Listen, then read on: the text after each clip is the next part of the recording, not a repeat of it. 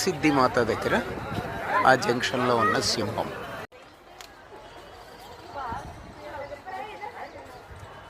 రాజా విక్రమాదిత్య దేవాలయం, Ujjaini.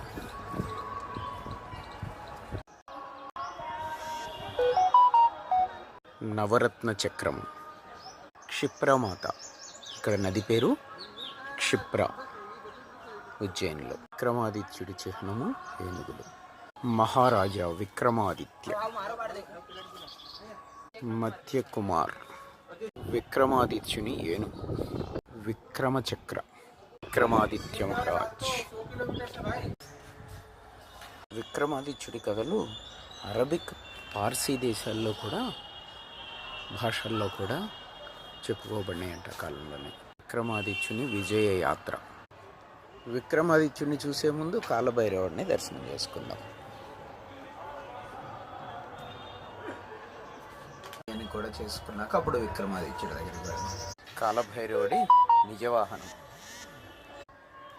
Vikramaditya the great king. విక్రమాదిత్యుడు అతి గొప్ప రాజు. ఒకప్పుడు క్షామం వస్తే, వర్షాలు లేకపోతే జ్యోతిష్యులు చెప్తారు వరుణదేవుడిని ప్రసన్నం చేసుకోమని.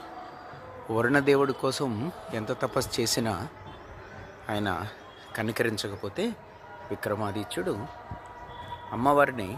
అమ్మవారి ముందు శిరచ్ఛేదనం చేసుకుని ప్రాణత్యాగానికి సిద్ధపడతారు. అప్పుడు అమ్మవారు ప్రత్యక్షమై వరాలిచ్చి కుంభవృష్టి కురిపించి సస్యశ్యామలం చేస్తుంది భూమాతని. క్రీస్తుపూర్వం 57వ సంవత్సరంలో విక్రమ సంవత్ ప్రారంభమైంది. ఆయన కొలువులో నవరత్నాలు ఉండేవారు. బేతాళ భట్టుడు, అమర్ సింగ్ విక్రమాదిత్య కొలువులో ఉన్న నవరత్నాలు. శంకు, ధన్వంతరి, వైద్యము తెలుసు కదా.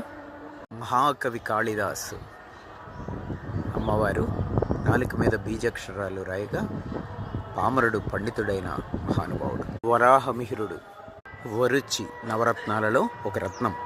ఘట్కర్పర్, క్షప్నక్, రాజా విక్రమాదిత్య మందిరం. ఉజ్జయినిని పరిపాలించిన మహావీరుడు, మహాభక్తుడు, కాళికామాతకి ఎంతో సేవ చేసుకున్న మహావీరుడు రాజా విక్రమాదిత్యుడిని దర్శించుకునే భాగ్యం కలిగింది. ధన్యవాదాలు.